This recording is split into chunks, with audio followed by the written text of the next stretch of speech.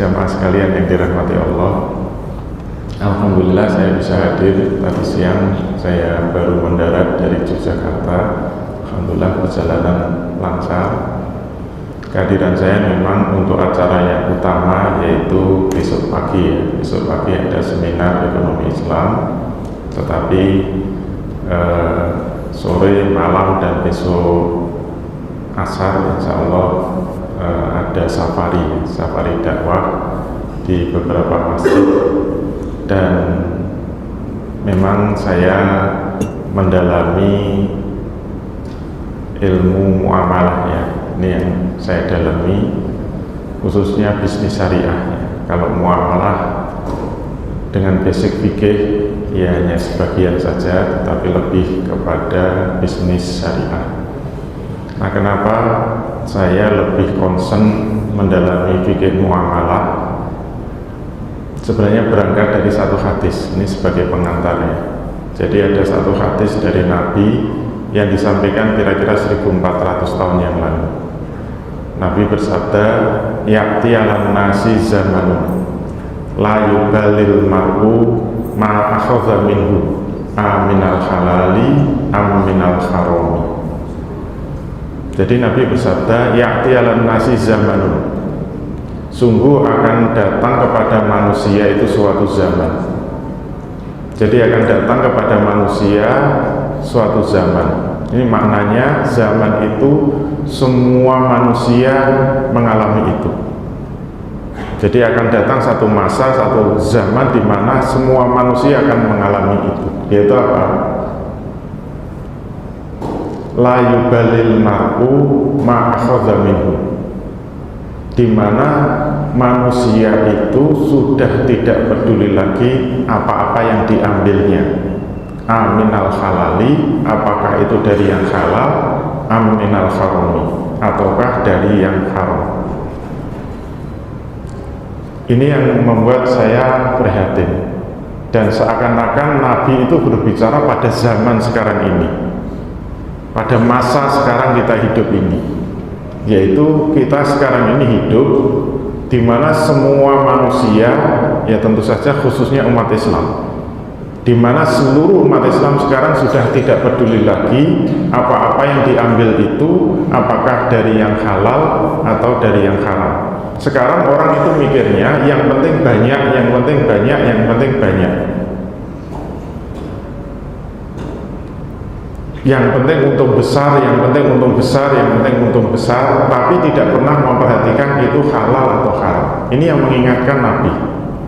Dan saya merasakan benar-benar terjadi ketika sekarang ini kita hidup. Orang sudah tidak peduli lagi halal haram. Hadis yang kedua, ini lebih mengerikan lagi. Jadi redaksinya mirip dengan yang hadis pertama. Hadis yang kedua, Nabi bersabda, ya'ti 'alan nasi zaman ya'kuluna riba, faman lam ya'kulhu asabahu min ghubari. Hadis kedua ini menurut saya lebih berat lagi. Ketika Nabi bersabda, ya'ti 'alan nasi zaman, sungguh akan datang kepada manusia itu suatu zaman. Jadi akan datang satu zaman, satu masa di mana semua manusia itu ya'kuluna riba. Semua manusia itu nanti akan makan riba. Tidak ada yang terbebas dari riba. Umat Islam nanti akan makan riba semua. Famalam ya'kulhu, kalau ada yang ngaku-ngaku tidak makan riba, asabahu min ghubari, pasti terkena debu-debunya riba. Mohon maaf ya, kemarin itu saya menyampaikan hadis ini, ada yang protes, Pak, saya ini pegawai negeri, saya nggak pernah makan riba, saya nggak pernah utang bank, saya nggak pernah terlibat riba, saya cukup dengan gaji pegawai negeri. Kok Bapak berani mengatakan zaman sekarang itu makan riba semua?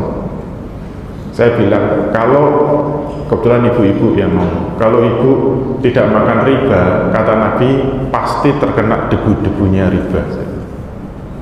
Ibu tahu nggak pegawai negeri dapat gaji dari mana? Dari APBN kan? Ibu tahu nggak APBN itu defisit berapa sekarang? sekitar 800 triliun defisitnya. Ditutup pakai apa? Pakai utang. Utangnya pakai riba enggak? Pakai riba. Sekarang tanggungan utang APBN itu sudah nembus 8.000 triliun dan harus dicicil setiap tahun. Tahu nggak Ibu, itu saya di Jogja ya, cicilan APBN untuk membayar utang per tahun itu berapa? Sekarang untuk nyicil utang pokoknya itu sekitar 600 triliun, bunganya saja 570 triliun. Bayar bunga 570 triliun. 570 triliun itu dari mana duitnya? Dari pajak yang bapak-bapak bayar, dari pajak yang ibu-ibu bayar. Pajak yang bapak ibu bayar itu digunakan salah satunya membayar riba. Berani mengatakan tidak terlibat riba? Itu yang dimaksud Rasul terkena debu-debunya riba. Padahal yang namanya riba itu tidak hanya yang makan saja, tidak hanya ngambil saja. Yang ngambil, yang memberi, juru tulisnya, dua orang saksinya kena semua. Nabi sudah mengingatkan, la'ana Rasulullah SAW akila riba wa mukilahu wa katibahu wa sahidaihi qala hum sawa'un. Jadi Nabi sudah mengingatkan, Rasul melaknat 4 pihak yang terlibat dalam riba. 1, akila riba, yang memakan riba atau yang menerima riba. Wa mukilahu, yang memberi riba, yang memberi makan riba. Yang ketiga, wa katibahu, juru tulis riba. Mohon maaf ya, pegawai banknya, pegawai koperasinya, pegawai asuransinya, pegawai pegadaiannya, itu semua lembaga ribawi. Yang keempat, wasahidaihi, 2 orang saksinya. Waqala, kemudian Nabi bersabda, hum sawa'un, mereka semua itu sama. Kalau kita bayar pajak, kemudian pajak digunakan untuk bayar riba, per tahun sekarang sudah hampir nembus 600 triliun. Itu namanya terkena debu-debunya riba.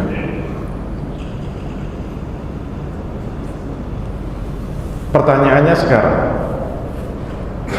kenapa umat Islam sekarang terlibat riba? Saya pernah ngisi kalau di Jogja itu masjid yang paling besar, jamaahnya paling gede itu di Masjid UGM ya. Kebetulan saya alumni UGM, tapi ijazah saya asli ya. Mohon maaf. Jadi saya kalau mengenalkan diri alumni UGM agak sensitif sekali. Kalau perlu harus bawa foto ijazahnya.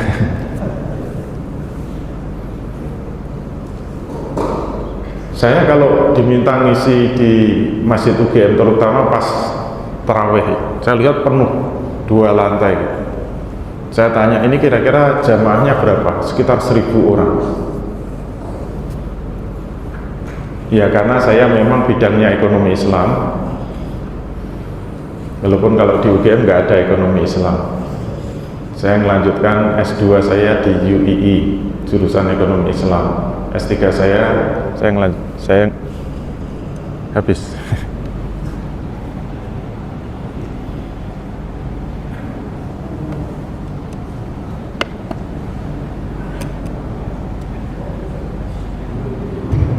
Oh ya,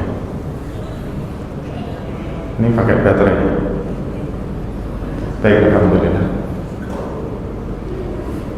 Sampai mana tadi? Alhamdulillah saya bisa lanjut S3 di Malaysia. Kalau di Malaysia S3 bisa ngambil ekonomi Islam. Kalau di UGM nggak ada ekonomi Islam.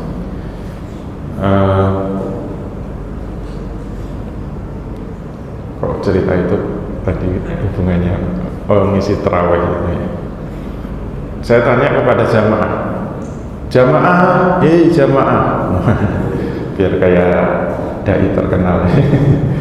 Kalau saya kan tidak terkenal.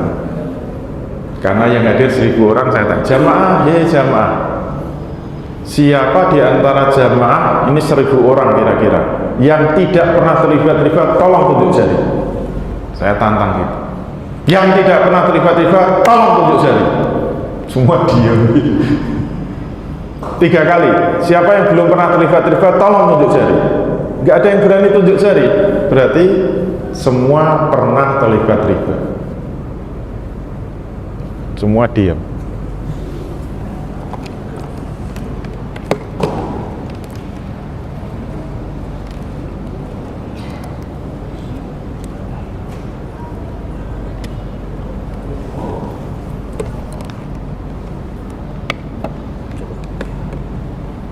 Ya, sekarang double. Sampai mana tadi? Tolong tunjuk jari. Semua diam, semua tegang ya. Mungkin belum pernah ceramah tarawih, biasanya cuma 15 menit. Padahal itu kultum ya, kultum 15 menit. Itu yang isi galak banget. Ya biar kelihatan galak. Semua diam, nggak ada yang berani tunjuk jari. Itu berarti apa? Saya kok punya keyakinan apa yang disampaikan Rasul itu benar-benar terjadi pada saat sekarang kita ini hidup. Semua manusia, termasuk semua umat Islam sekarang terkena riba, terlibat riba, makan riba. Kalau tidak terkena riba, pasti terkena debu-debunya riba. Kemudian saya tanya lagi, ini untuk uji coba ya. Sudah tahu riba haram, kenapa masih mengambil riba? Tolong jawab. Harus galak. Tetap diam saja. Saya ulangi lagi, tolong dijawab. Sudah tahu riba itu haram, kenapa masih mengambil riba? Tolong jawab. Masih diam saja. Kalau nggak mau jawab, saya pulang. Kalau di UGMC rumah dekat. Kalau di sini nggak ada yang jawab, pulangnya jawab. Ternyata ada bapak-bapak di depan yang tunjuk jari. Alhamdulillah ada yang jawab. Silakan Pak jawab. Dia langsung berdiri, mana? Saya tahu Pak, riba itu haram. Tapi haram-haram dikit kan tidak apa-apa Pak. Saya sudah menduga. Jawabannya seperti itu. Kenapa umat Islam mengambil riba? Ternyata menganggap riba itu haram-haram sedikit tidak apa-apa. Itu artinya umat Islam kalau ditakut-takuti dengan haram, kayaknya nggak ngefek gitu. Ini kira-kira yang salah siapa? Yang salah siapa? Yang salah ini ustadznya. Ustadznya itu kalau menyampaikan tentang riba paling hanya dicopot secuil ayat dari Al-Baqarah 275. Saya yakin kita hafalkan ayat itu. Wa ahallallahu bai'a wa harrama riba. Allah telah menghalalkan jual beli dan mengharamkan riba. Tahu kok riba itu haram, tapi haram-haram dikit kan tidak apa-apa. Apalagi ribanya sedikit, cuma berapa persen. Saya tantang kepada jamaah, jamaah, jamaah, jamaah. Mau nggak saya bacakan Al-Baqarah 275 lengkap? Itu satu ayat ya. Al-Baqarah 275 lengkap satu ayat. Mau nggak? Mau, semangat. Benar, saya sampaikan satu ayat saja. Ini cuma 15 menit. Kalau di UGM itu ditulisi maksimal 15 menit. Sudah 15 menit turun. Kalau di sini berapa menit ini? Saya kasih kesempatan menyampaikan satu ayat 275. Siap, siap, mau. Tapi saya kasih catatan, nanti kalau 275 selesai, saya yakin nanti malam Bapak Ibu sekalian nggak bisa tidur. Nggak bisa tidur, nggak bisa tidur. Sukanya nonton Family 200 ya. Oke, saya mulai dari, jadi satu ayat itu menurut saya ada 5 kalimat. Ada 5 kalimat. Awalannya apa? Alladzina ya'kuluna riba la yaqumuna illa kama yaqumul ladzi yatakhabbathu syaitanu minal mas. Orang-orang yang makan riba tidak dapat berdiri, melainkan seperti berdirinya orang yang kerasukan setan lantaran menderita penyakit gila.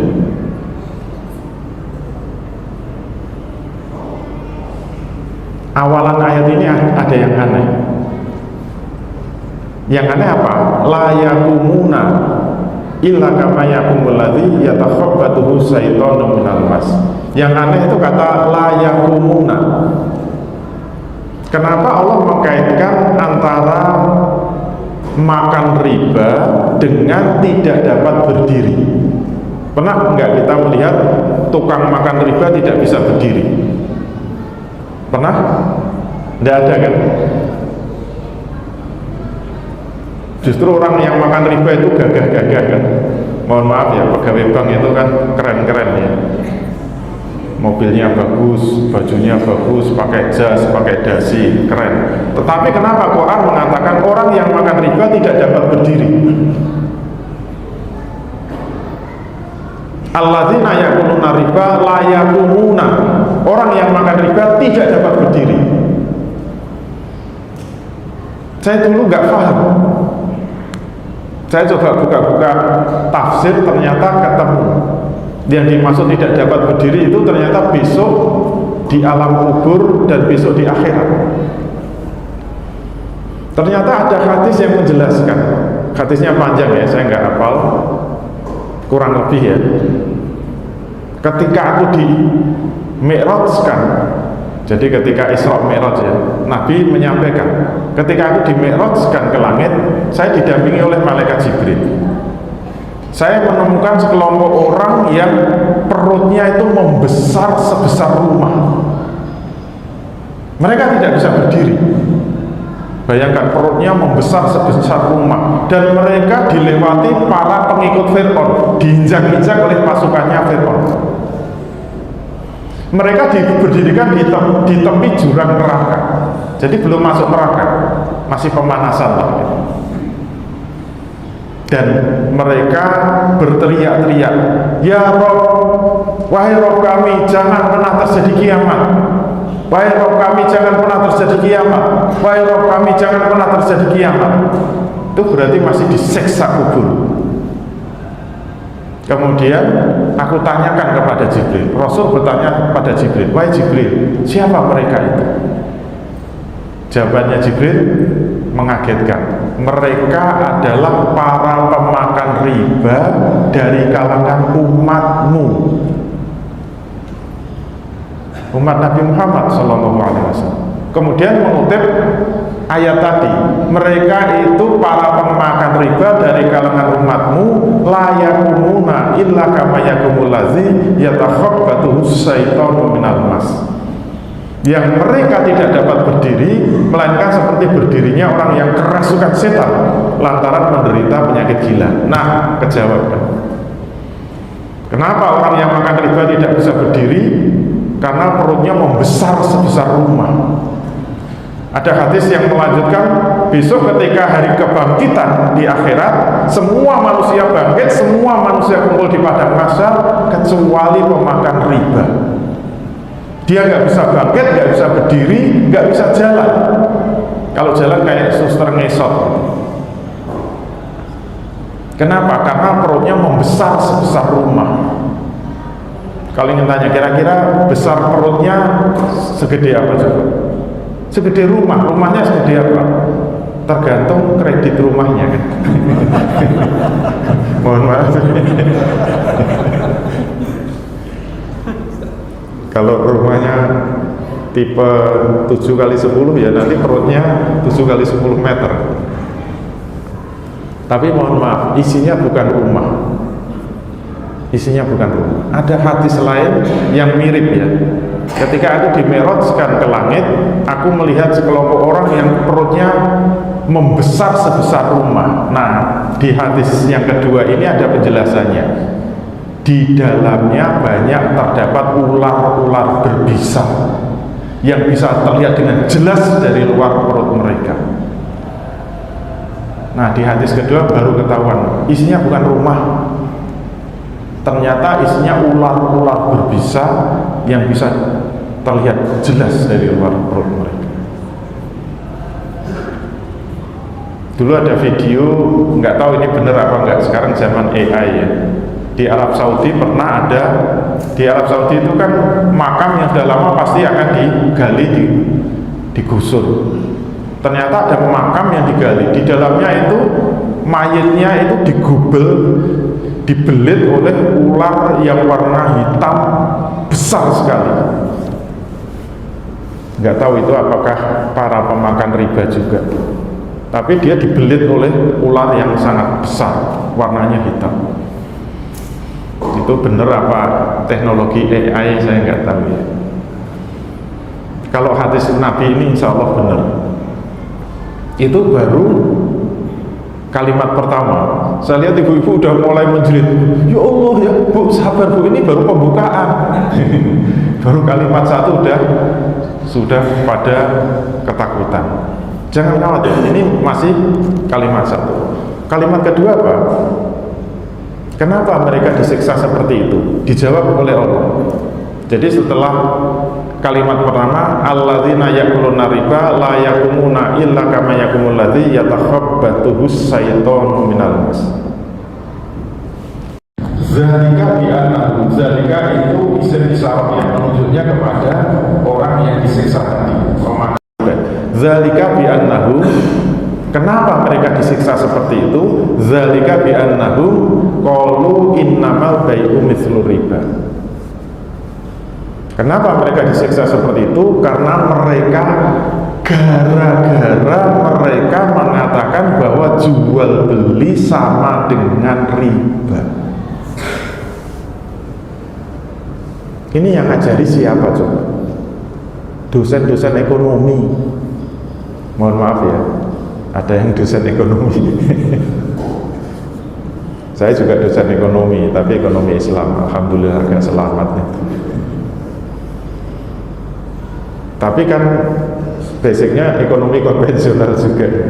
Jadi saya jadi tahu kalau di Malaysia memang dua-duanya mesti dikasihkan, yang konvensional dikasihkan, yang ekonomi Islam dikasihkan. Kalau kita di Fakultas Hukum juga begitu, hukum Inggris dikasihkan, hukum Islam juga dikasihkan. Itu kelebihan. Walaupun universitas negeri, kalau di sini mungkin hanya di UIN atau IAIN yang dibandingkan. Tapi kalau di Malaysia, walaupun negeri, saya dulu di UKM ya, Universitas Kebangsaan Malaysia, itu kan negeri. Tapi tetap dua-duanya dikasihkan. Nah, kenapa dosen ekonomi kok mengatakan jual beli sama dengan riba? Karena menurut kacamata ekonomi, jual beli dan riba itu memang sama. Kalau nggak percaya, saya kasih contoh sederhana ya. Misalnya kita kredit motor, bisnis jual beli motor bekas misalnya. Sederhana saja, motor bekas harganya berapa? 10 juta. Terus kita jual secara kredit setahun. Kalau kredit kan lebih mahal, 12 juta dikredit selama setahun. Pertanyaannya, modalnya berapa? 10 juta. Harga jualnya 12 juta, dikredit setahun. Keuntungannya 2 juta. Sekarang apa bedanya? Kita punya uang 10 juta, kita utangkan selama setahun, kembalinya 12 juta. Modalnya berapa? 10 juta. Tenornya berapa? 1 tahun. Keuntungannya berapa? 2 juta. Coba bedanya pertama dengan kedua apa? Sama kan? Loh, sama-sama modal 10 juta, sama-sama tenor 10 tahun, sama-sama untung 2 juta. Terus apa bedanya jual beli dengan riba? Semua pakar ekonomi mengatakan itu sama. Kalau kita nggak mengatakan sama, dijamin nggak lulus fakultas ekonomi. Kalau lulus, ijazahnya palsu. Dijamin. Saya nggak percaya kalau bisa lulus fakultas ekonomi berani mengatakan tidak sama. Satu-satunya mengatakan beda hanya Al-Quran. Tegas Al-Quran mengatakan kelanjutannya, wa ahallallahu al-bai'a wa harrama riba. Jadi setelah mengatakan mereka mengatakan jual beli sama dengan riba, Quran langsung mengunci dengan tegas wa halallahu al-bai'a wa harrama riba. Padahal jual beli itu halal, Allah telah menghalalkan jual beli dan mengharamkan riba. Itu kalau dalam bahasa ekonomi seperti mengatakan apa? Allah menghalalkan jual beli. Jual beli itu uang ketemu barang menghasilkan uang.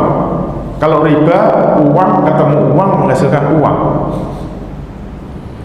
Jual beli itu bisnis barang, kalau riba bisnis uang. Jadi orang ekonomi kapitalis itu ingin menjadikan uang sebagai komoditas yang bisa diperjualbelikan. Kayaknya sepele ya, tapi ancamannya mengerikan. Ini kalau ayatnya diteruskan nggak bisa tidur. Mau diteruskan?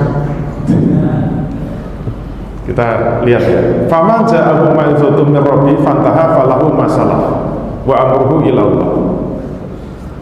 Barang siapa yang sudah tahu larangan dari Tuhannya, kemudian mau berhenti dari mengambil riba, maka baginya yang sudah lampau dimaafkan oleh Allah. Alhamdulillah. Ternyata dimaafkan. Terus yang menakutkan apanya? Jadi jangan khawatir. Barang siapa yang sudah tahu larangan dari Tuhannya, sudah tahu riba haram, kemudian mau berhenti dari mengambil riba, maka yang sudah dilakukan, yang sudah kredit rumah, kredit mobil, ya sudahlah, dimaafkan oleh Allah. Yang penting tobat. Alhamdulillah. Tapi belum titik. Yang ngeri apa? Penutupnya. Penutup Al-Baqarah 275. Penutupnya apa? Wa man 'ada faulaika ashabun nar hum fiha khalidun. Wa man 'ada, barang siapa mengulangi lagi mengambil riba, sudah tahu riba haram, mengulang lagi, nekat, benar-benar gak mau tobat, ngeyel terus, dikandani ngeyel terus, diomongi gak mempan, bahkan menolak haramnya riba. Saya nggak setuju kalau bunga bank itu haram. Siapa yang ngomong itu? Paling ustadz dari Jogja, ijazahnya nggak jelas. Ngeyel terus. Faulaika ashabun nar, mereka itulah penghuni neraka, hum fiha khalidun, dan mereka akan kekal di dalamnya. Kalau saya sampaikan cuma gini saja, orang UGM pasti tenang ya, nggak ada retorikanya. Kebetulan saya juga ngajar retorika, ada bukunya yaitu buku retorika, judulnya Ilmu Retorika untuk Menggoncang Dunia. Nah itu ada bukunya itu, nggak tahu yang ngarang siapa, kayaknya dari Jogja. Kalau cuma menyampaikan itu, biasanya nggak ada kegoncangan masjid. Ketika saya sampaikan hum fiha khalidun, mereka akan kekal di dalamnya, saya langsung tembak. Kebetulan ibu-ibu di atas, ibu-ibu sudah sholat, sudah sholat 5 waktu, sudah tiap hari sudah sholat 5 waktu, sudah. Sekarang saya mau tanya, untuk apa ibu-ibu tiap hari sholat 5 waktu, tiap hari sholat 5 waktu, masih mengulang-ulang mengambil riba, tidak mau tobat, masuk neraka selama-lamanya? Baru nangis semuanya, silahkan nangis. Bapak-bapak saya tembak juga pas Ramadan kan. Sekarang bulan Ramadan.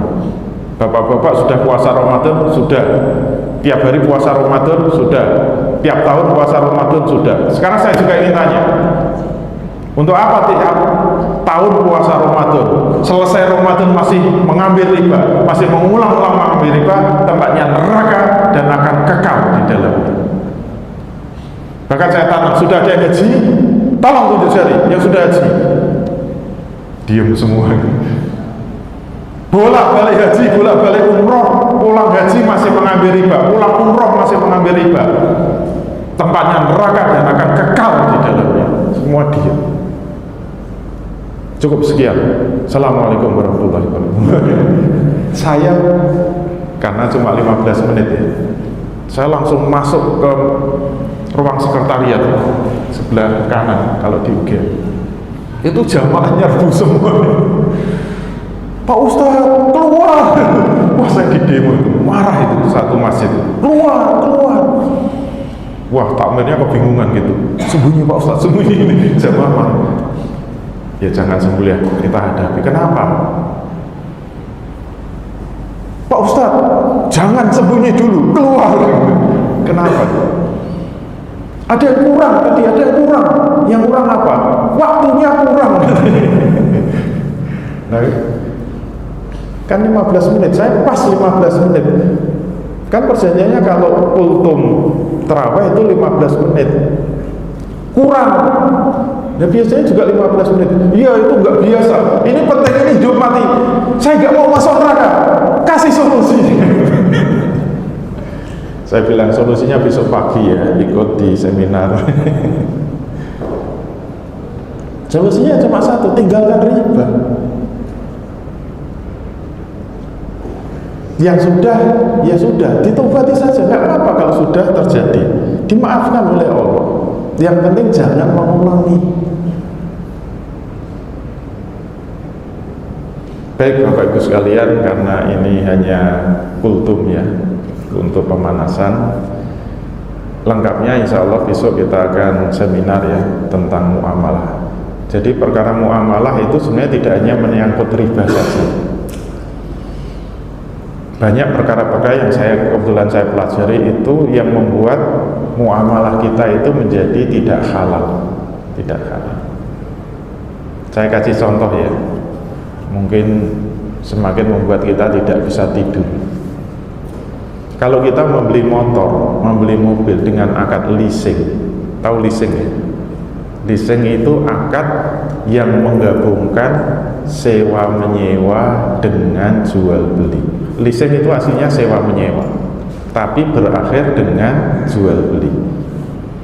Itu akadnya tidak sah karena terjadi multi akad.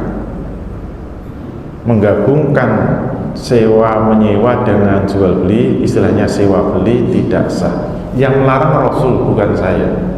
Jadi Nabi bersabda, naha Rasulullah Shallallahu Alaihi Wasallam an safqataini fi safqatin wahidatin.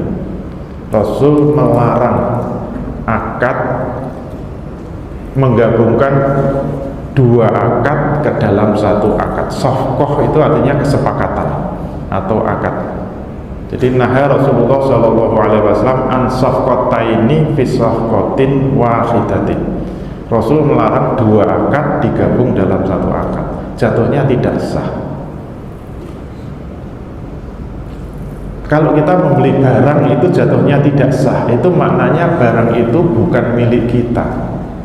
Kalau barang bukan milik kita itu dimanfaatkan untuk apa saja jadi haram. Itu motor dinaiki haram, dijual lagi haram, disewakan haram, disumbangkan haram, diberikan orang lain haram. Kenapa? Karena bukan milik kita.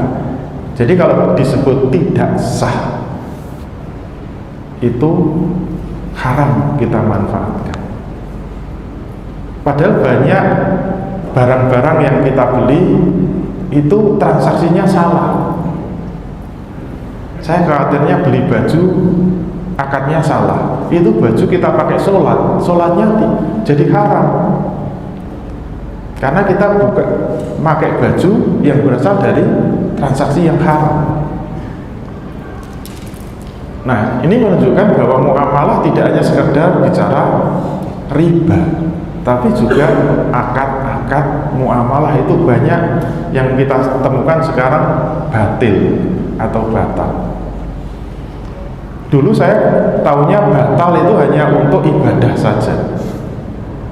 Coba bayangkan kalau sholat subuh, biasanya imamnya bagus, bacaannya panjang-panjang ya.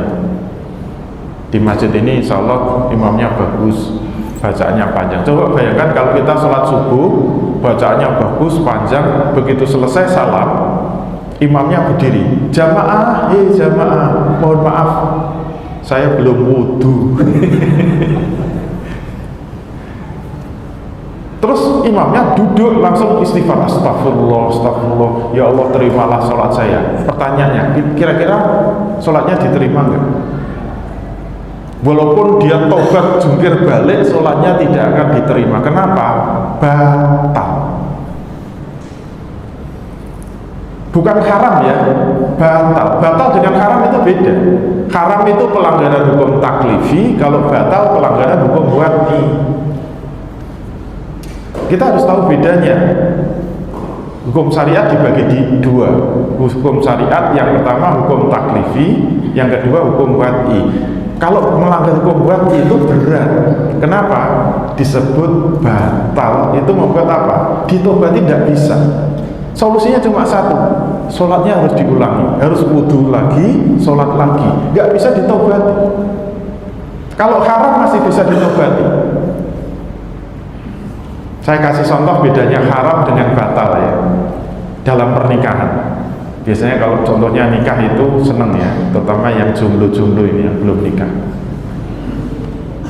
Contoh yang haram apa? Misalnya laki perempuan sudah menikah, sudah 5 tahun menikah, tiba-tiba suaminya pulang, mungkin habis dimarahi bosnya, pulang capek, ditanya baik-baik sama istrinya, mas gimana kabar hari ini, langsung dipukul, nangis istrinya gitu, masalah saya apa kok saya dipukul gitu.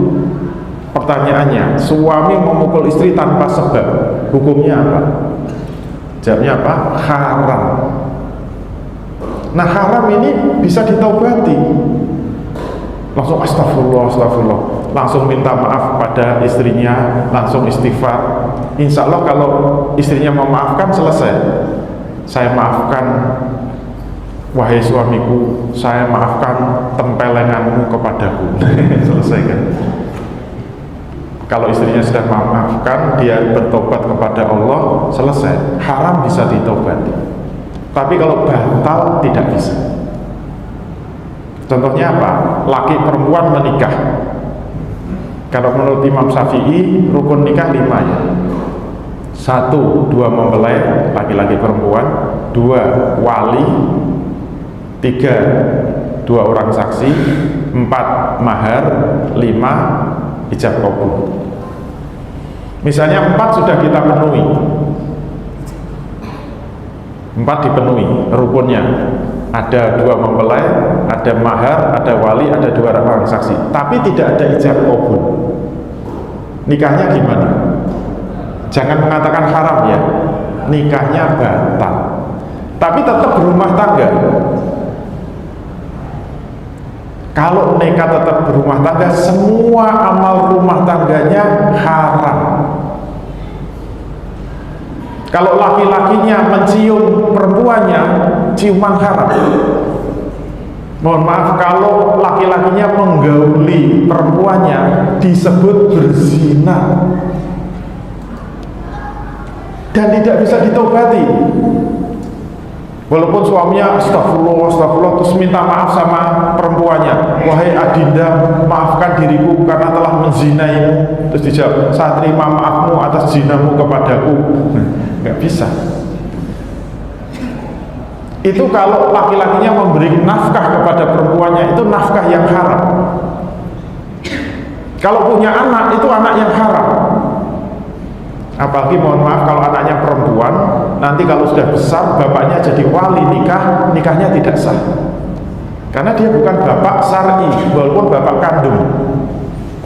Nanti kalau bapaknya meninggal, hartanya diwarisi, haram hukumnya. Hartanya tidak bisa diwarisi karena itu bukan bapak kandung. Bukan bapak syar'i. Walaupun bapak kandung, nggak bisa diwarisi. Dan tidak bisa ditobati. Dia akan berzina terus sampai mati.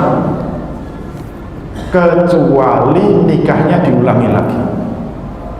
Jadi kalau batal solusinya cuma satu, nikahnya harus diulangi dengan rukun-rukun yang dan syarat-syarat yang dipenuhi semua, baru sah. Kalau nikahnya sah, semuanya jadi halal. Nafkahnya halal, mencium halal, menggauli halal, punya anak juga halal, semuanya jadi halal. Itu bedanya haram dengan batal. Ternyata dalam muamalah itu juga ada yang disebut batal. Itu ditegaskan oleh Allah dalam An-Nisa 29. Ini peringatan. Kalau kita belajar muamalah, biasanya ayat ini selalu menjadi pembuka. Ya ayyuhalladzina amanu la ta'kulu amwalakum bainakum bil batil illa an takuna tijaratan antara minkum wala taqtulu anfusakum innallaha kana bikum rahima. Itu An-Nisa 29. Ya ayyuhalladzina amanu, wahai orang-orang yang beriman, la ta'kulu amwalakum bainakum bil batil, janganlah kamu makan harta sesamamu dengan cara yang batil. Boleh dibaca batil, boleh dibaca batal. Itu bahasa Arab, menurut ahli bahasa Arab, saya nggak ahli ya. Boleh dibaca batal, boleh dibaca batil. Jadi yang diperingatkan oleh Allah, jangan sampai kita mengambil harta sesamanya itu muamalah dengan cara yang batil. Kalau sampai batil atau tidak sah, itu tidak bisa disebut milik kita. Bayangkan kalau kita dapat harta dengan cara yang batil, digunakan untuk naik haji, hajinya haram itu, tidak diterima oleh Allah. Karena kita menggunakan harta yang haram. Digunakan umroh, nanti umrohnya bisa tertolak di sisi Allah. Gara-gara tidak mau belajar fikih muamalah. Illa antakuna tijaratan antara demiku. Supaya tidak batil syaratnya dua. Satu, harus dilakukan dengan tijaroh yang benar, perniagaan yang benar yang sesuai dengan rukun dan syaratnya. Yang kedua, antara demiku, harus berlaku suka sama suka di antara kamu. Ini menunjukkan jangan sampai punya pahaman kalau sudah saling ridho itu halal, sah, tidak. Walaupun suka sama suka, tapi kalau tijarahnya itu salah, tetap haram, tetap batil. Jadi syaratnya apa? Tijarahnya benar dan berlaku suka sama suka antara demiku, baru disebut sah. Jadi lawan dari batal adalah sah.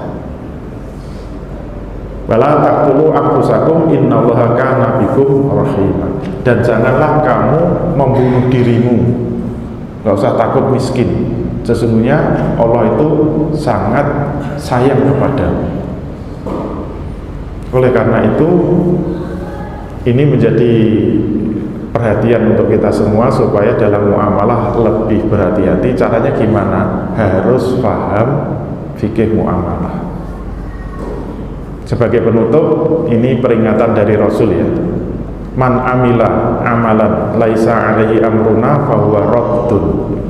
Barang siapa yang beramal dengan satu amalan yang tidak melalui jalanku, maka amal itu tertolak. Jadi dalam Islam itu amal tidak boleh kebetulan benar. Kalau kita jual beli kebetulan benar, itu tetap ditolak oleh Allah. Jadi kita beramal itu landasannya harus ilmu. Ilmu itu harus berasal dari yang dibawa oleh Rasul. Kita tidak boleh, ini kan biasanya memang begitu, jual beli ya kayak gitu, sewa menyewa kayak gitu. Kalau kita nggak ngerti landasan fikihnya, rukun dan syaratnya, itu tetap zon, tetap tertolak di sisi Allah. Gara-gara apa? Tidak ada landasan ilmunya. Jadi jangan sampai kita beramal karena kebiasaan, karena ikut-ikutan, karena sudah lumrah, sudah kebiasaan. Itu seperti sholat, kita cuma ikut sampingnya saja, sampingnya rukuk ikut rukuk, sampingnya i'tidal ikut i'tidal, sampingnya sujud sujud, nggak diterima oleh Allah karena tidak ada ilmunya. Maka prinsip Islam itu al-ilmu qoblal amal, berilmulah baru kita beramal supaya diterima oleh Allah Subhanahu wa taala. Demikian yang bisa saya sampaikan, semoga bermanfaat. Kalau masih ada diskusi monggo, kalau nggak ada berarti cukup sekian. Walafu minkum billahi taufiq wal hidayah. Assalamualaikum warahmatullahi wabarakatuh. Ya. Taubatnya orang yang sudah lanjut akan ubah atau masih di jalan ubah, taubatnya gimana? Iya. Menurut Imam Ghazali, ada kitab Imam Ghazali itu judulnya Taubatan Nasuha. Jadi taubatan nasuha, taubat yang benar-benar taubat lah istilahnya. Istilah orang Jawa bukan kapok lombok gitu. Syaratnya 4 menurut Imam Ghazali kalau pengen taubatnya diterima oleh Allah. 1, kata Imam Ghazali, harus ada penyesalan yang mendalam, pengakuan yang mendalam. Ya Allah, saya berdosa, ya Allah, saya mengakui saya telah melakukan dosa. Harus ada pengakuan dosa. Yang kedua, harus ada janji untuk tidak mengulangi. Jadi setelah mengakui, ya Allah, dosa saya banyak, ya Allah, saya sudah biasa bergelimang riba, bergelimang dosa, saya akui semua. Yang pernah berzina, akui saja, ya Allah, saya terperosok dalam lubang yang berbeda-beda. Ya harusnya lubangnya kan satu aja. Mohon maaf ya. Anak-anak insya Allah nggak paham ya. Jadi diakui saja, menyesal secara mendalam. Yang kedua, berjanji tidak akan mengulang. Ya Allah, saya sudah benar-benar kapok, nggak akan mengulang lagi. Itu syarat kedua. Syarat ketiga, harus hijrah. Kata Imam Ghazali, hijrah maksudnya apa? Kalau kita maksiatnya itu di lingkungan tertentu, contohnya ya, mohon maaf, misalnya kita kerja di bank, yang membuat kita dapat harta haram itu karena kerja di bank. Syarat ketiga apa? Harus keluar dari bank. Kalau kita hidup di lingkungan yang maksiat, misalnya lingkungannya judi semua, zina semua, kalau kita nggak judi, wah itu bisa dimaki-maki tetangganya, sehingga kita terlibat judi. Itu harus, kata Imam Ghazali, harus pindah dari lingkungan itu. Jadi kalau kita hidup dalam lingkungan maksiat, cara tobat gimana? Harus keluar dari lingkungan itu. Itu syarat ketiga, kata Imam Ghazali. Harus hijrah dari tempat itu, harus keluar dari tempat maksiat. Jauhi, cari lingkungan yang baik, cari lingkungan yang benar, cari perumahan yang baik. Kayak di sini, insya Allah lingkungannya baik, agamanya baik, rajin ke masjid. Biasanya asar itu sepi, ini asar ramai sekali. Tadi saya udah ragu-ragu ada jamaahnya enggak, karena di perumahan saya sepi kalau asar. Ya karena belum pulang kantor. Syarat keempat apa? Diiringi dengan amal kebajikan. Memperbanyak sedekah, memperbanyak amal-amal sunnah, rajin tahajud, rajin sholat duha, rajin menyantuni fakir miskin. Itu syarat keempat, diiringi dengan amal kebajikan. Nanti banyak ngaji, banyak belajar muamalah, belajar fikih ibadah. Insya Allah kalau 4 ini dipenuhi, tobat kita diterima. Itu menurut Imam Ghazali. Monggo kita amalkan saja. Insya Allah itu yang disebut taubatan nasuha. Begitu ya. Allah a'lam. Baik, mungkin ada lagi satu pertanyaan. Ya, silakan. Waalaikumsalam. Waalaikumsalam. Ini terkait dengan funding.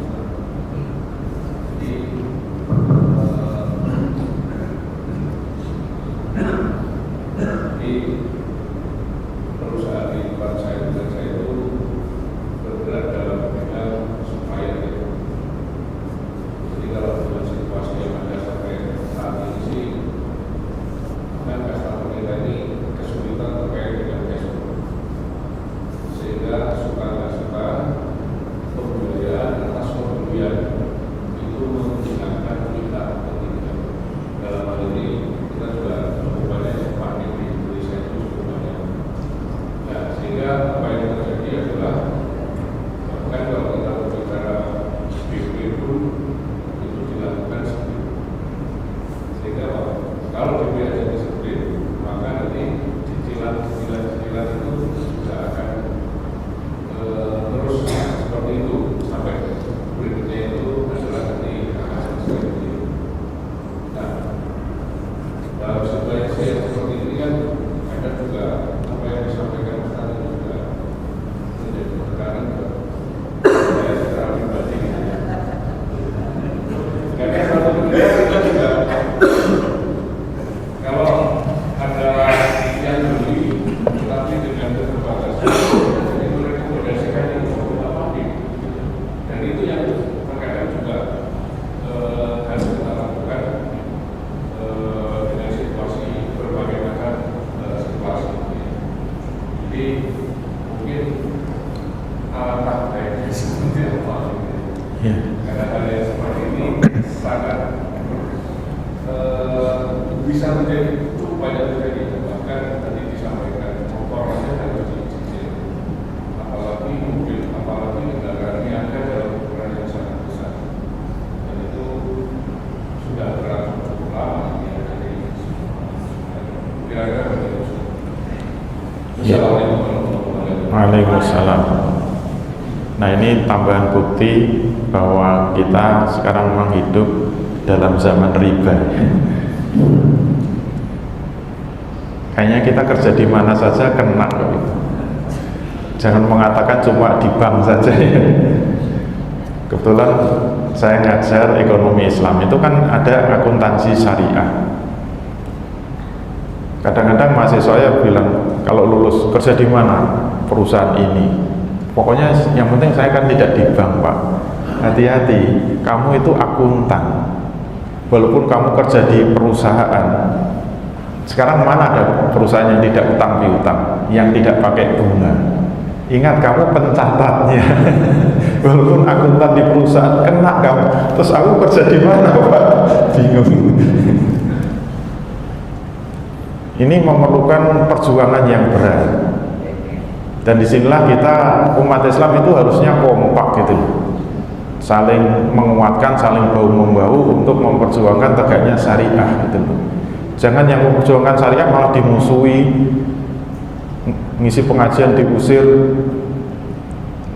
Saya itu dulu kalau Jumat itu hampir nggak pernah jadi makmum itu, karena jadi khotib di mana-mana. Begitu Mulyono jadi presiden, dicoret semua itu. Sekarang makmum terus. Gara-gara apa? Ini penceramahnya radikal. Saya sekarang namanya berubah, Ustadz Radikal. Padahal saya namanya Dwi Condro Triyono. Tapi di sini diterima, ya alhamdulillah. Mungkin nggak kenal saya.